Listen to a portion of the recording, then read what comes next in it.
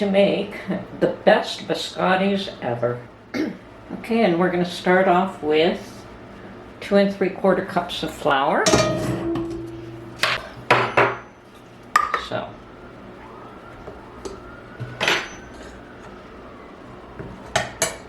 half a cup,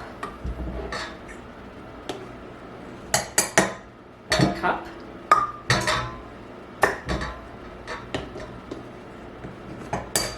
1 1/2,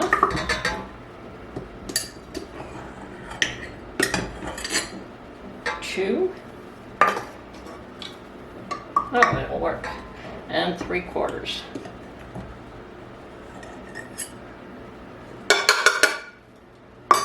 Of my flour. Then we want to add 1 1/2 cups of sugar.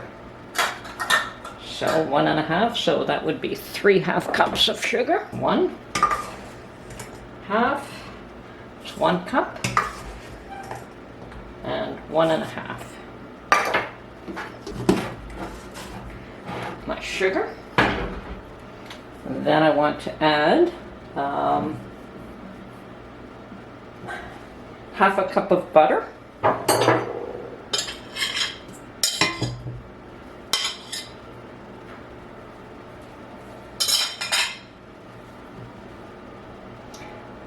And baking powder.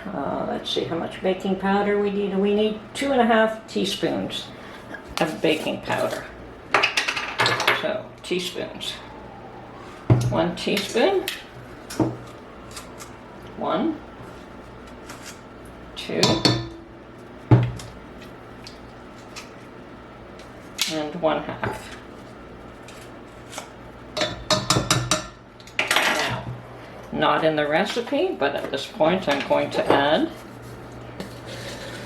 cocoa powder, because that is what I like. Okay. And we'll put this in the mixer and blend it all.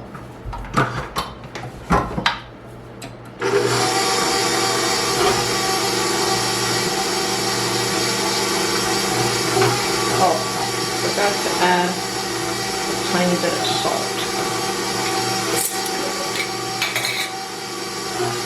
So we're going to add 1 teaspoon of salt.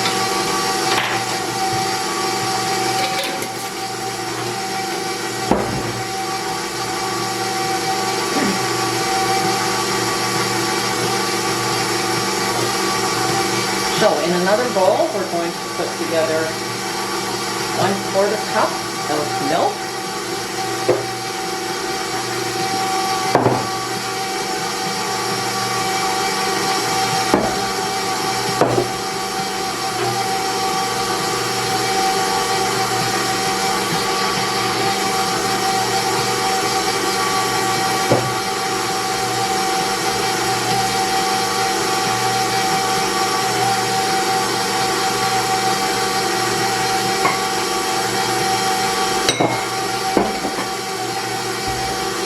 2 eggs,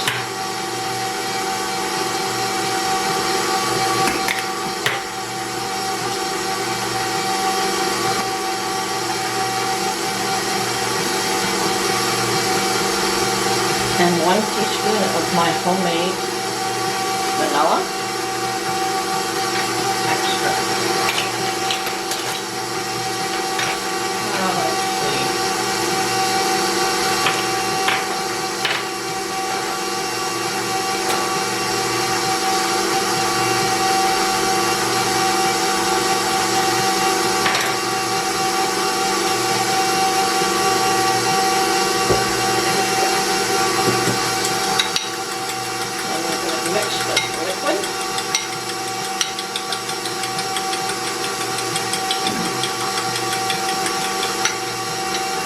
Pour it into the dry ingredients.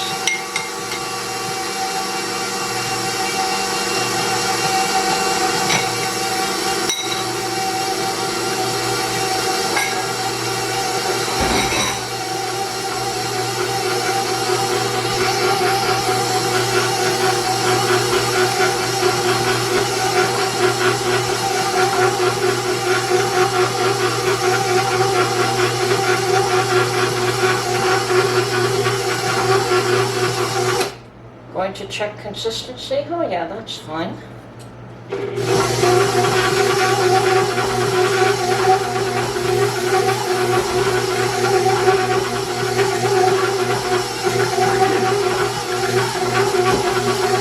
Now I'm going to drive my Ford machine nuts and throw in some hazelnuts. Actually, I think I may want to change the blade first. I'm going to use my kneading tool, although I could put in a little bit more liquid in and I probably wouldn't have to do that. But so I put in a handful of hazelnuts. I'm going to put in a handful or two of chocolate chips.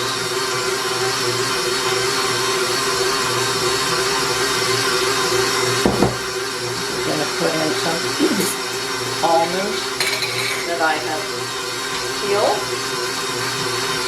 Maybe I needed the other blade after all.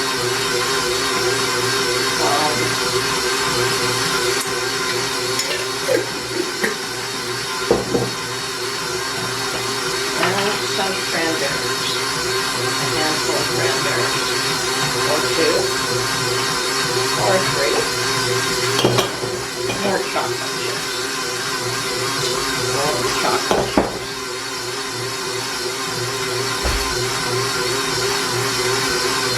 No, that isn't mixing up, so I'm going back to this plate. Okay.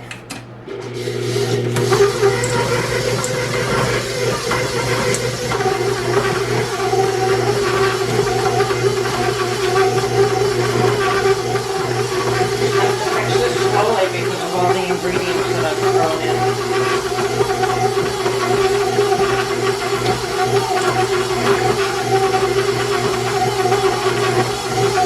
Okay, I think that'll do. Now I'm going to tidy up here and then we're going to roll out the dough. Okay, so now I'm going to spread a little bit of flour on my work surface here. I've got the oven preheated to 350. I have 2 cookie sheets lined with parchment paper, and I'm going to mold this mixture.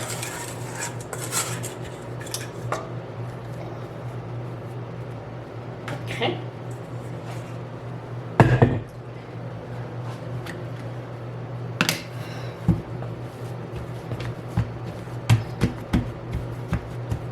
So first thing I want to do is cut it approximately in half and work with half at a time.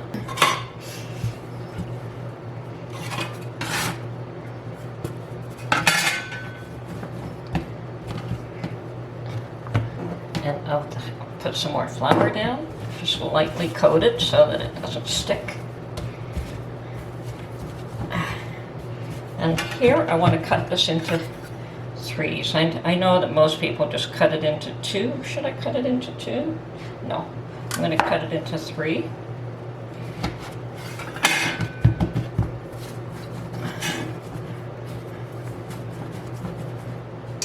And roll them into little loaves. And put them on my trays.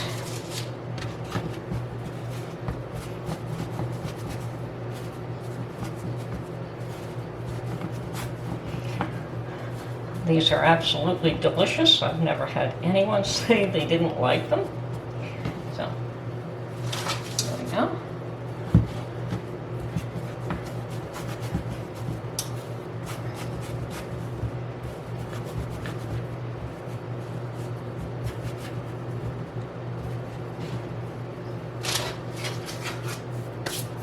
Okay. That's 3 on the tray. Now for the second one, same thing, lightly floured here.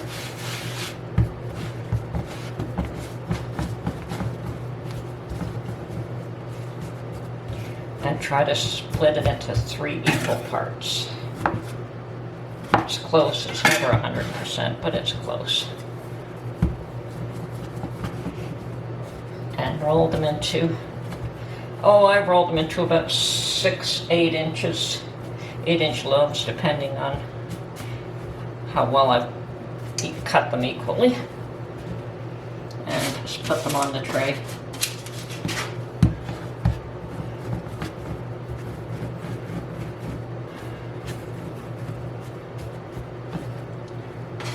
The best biscottis ever.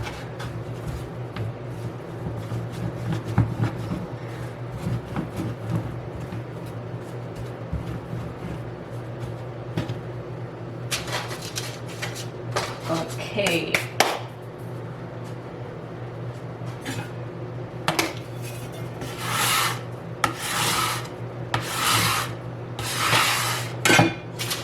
There we have it.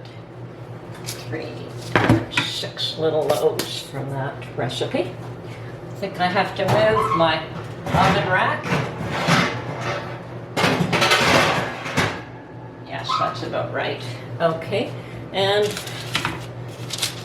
they go into the first baking. Biscottis are baked twice.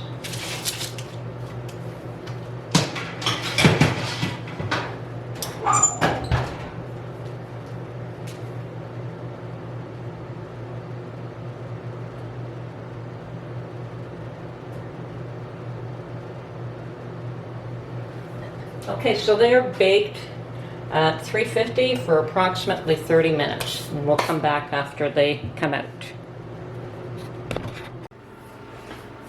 Okay, they are cooked. They've gone through the first baking. Very slightly cold.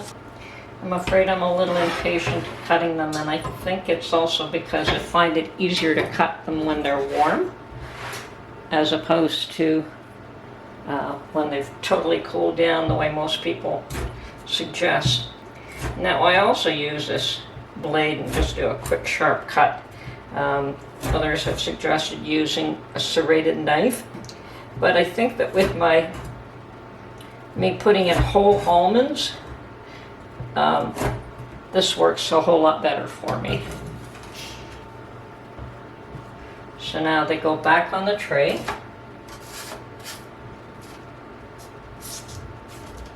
After they've been sliced for a second baking. The little bits I eat.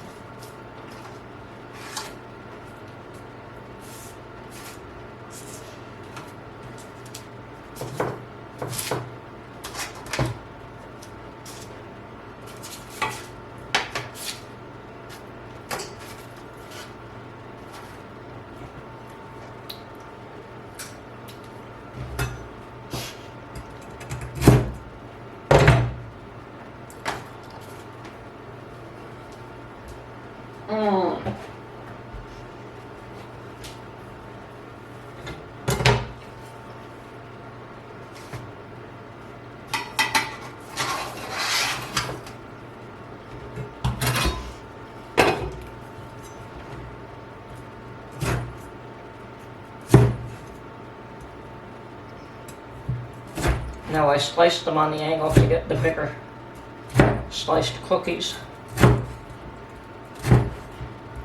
And as I said, I saved the little end bits for myself. They're certainly cooked at this point and can be eaten as is.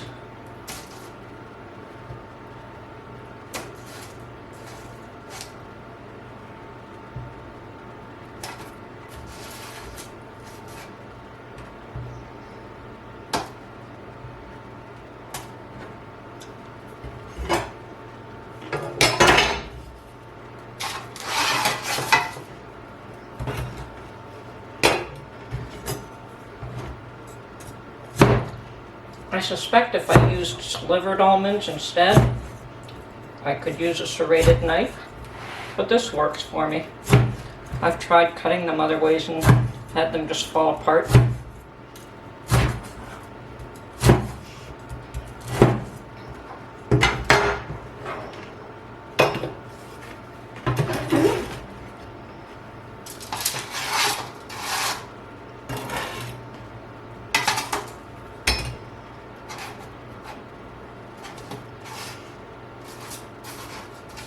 Now what happens here is that these go back into the oven at 300 degrees for about 10 minutes or so. And then I pull them out and turn them the other way around so that they have an opportunity to dry on both sides.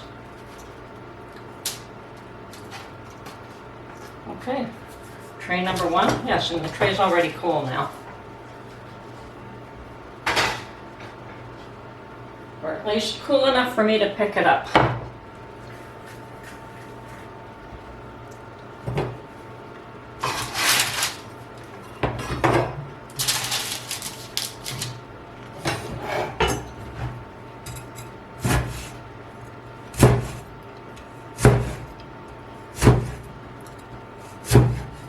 I found that the quick chop method worked best for me.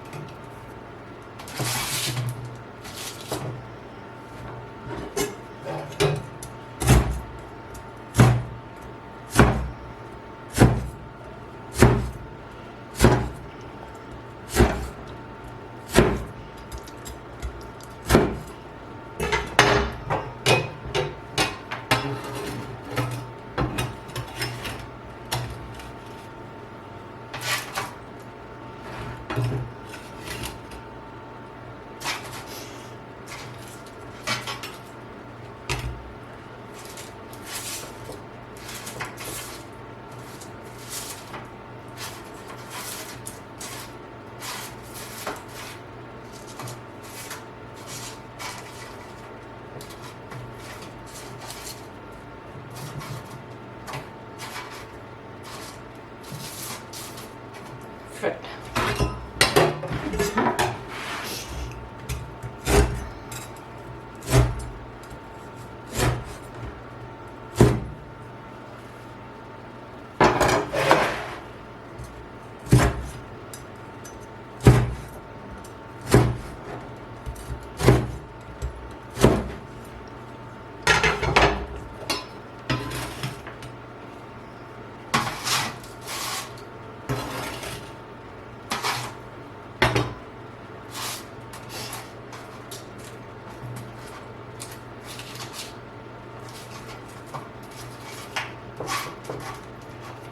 Now they're still pretty moist at this point.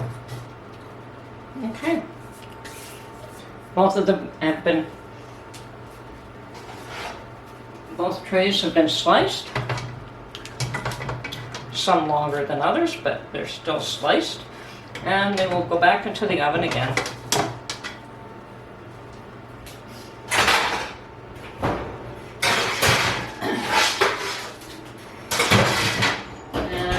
Timer for 10 minutes, and we'll check it then.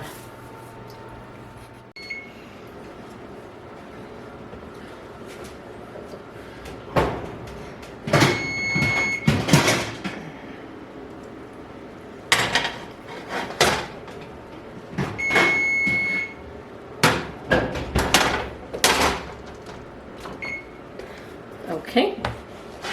Out of the oven for the first turning.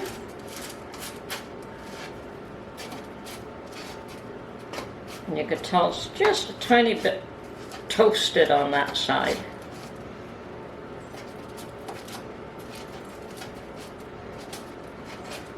And that's what you want. You don't want it any worse than that, otherwise it'll burn.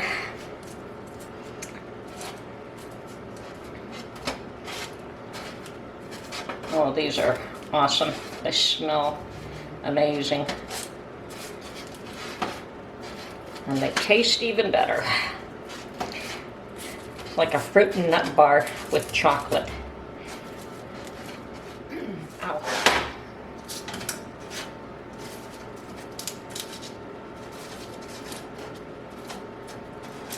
So we want to dry them out on both sides. And I don't dry them out as much as I used to because my husband complained about them being too hard. So I accommodate his wishes and make them just slightly. They are still dried, but they're just not rock hard dry by the time I'm done. Myself, I wouldn't care. Now, this is not a traditional Italian recipe. My mother never gave me her recipe, and I never asked her for it because I didn't used to make them in those days. And she used to bring me her biscottis, and they were a lot plainer and a lot harder. But this is my... Okay, so these are ready to go back in the oven again for another 10 minutes.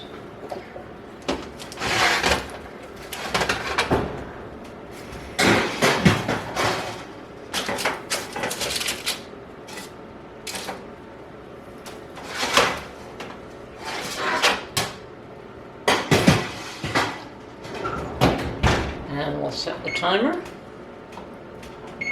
And we'll get back in 10 minutes.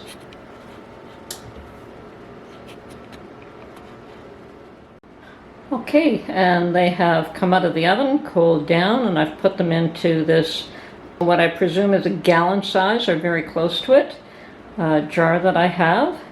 So, jar of cookies. Unfortunately, they won't last long. There are times that I try to put them in baggies and put them in the freezer just to get them out of eyesight. Because as long as you see them, you eat them. Anyway, thank you for watching, and have a great day.